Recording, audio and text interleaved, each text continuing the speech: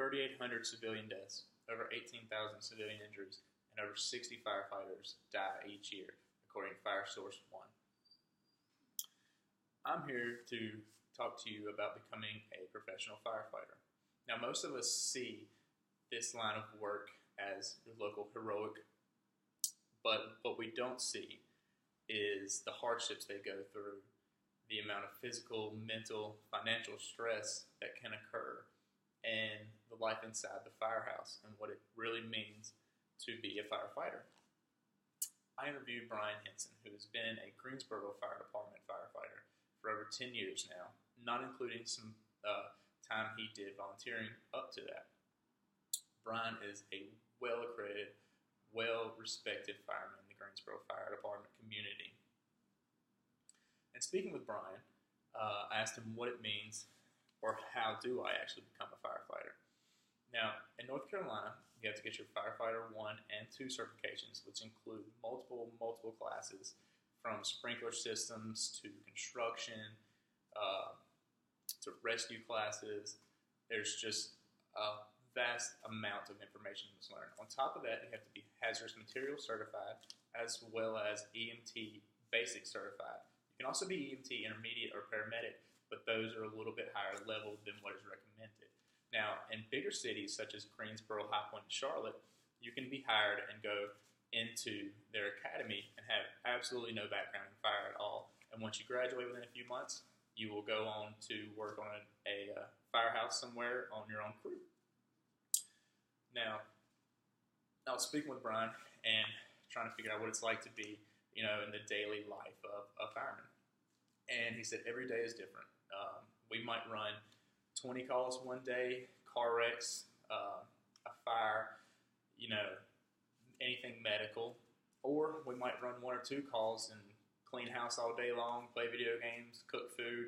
It really becomes a home to them. They're there for 33% of the year. 1 day on, 2 days off, that's 24 hours, and 24 hours of work, 48 hours off of work. But on top of that, salary is a financial burden for most firefighters, and a lot of them have to work other jobs, which makes it a big question of how bad do you want to be a firefighter. According to Brian, a lot of them mow yards on their own side businesses to work off of that really make it capable for them to continue to do what they love. And that's what he said. You have to love it in order to take that pay cut. So obviously, finances is a big issue for that. And on top of that, so is the physicality. You have to think about everything that your body goes through. Those packs and your weight can get up to over 60 pounds. And then mentally, you're going to take a beating as well. And speaking with Brian, I asked him about, how do you balance your family life, your wife and your kids. And he said it's very, very hard. It is a profession that has a higher divorce rate and makes it difficult to spend as much time with your family as you would like to. But also, you can invite your family over to the firehouse and cook out and do things as long as you're not running calls and it's after a certain time period. He said after 5 o'clock, normally it just turns into a regular house. So that's very interesting. Obviously, the wear and tear on the body that they go through is something that be very, very difficult to ordeal. And some days make it hard to, go about your daily task after years and years and years of that. Now, also,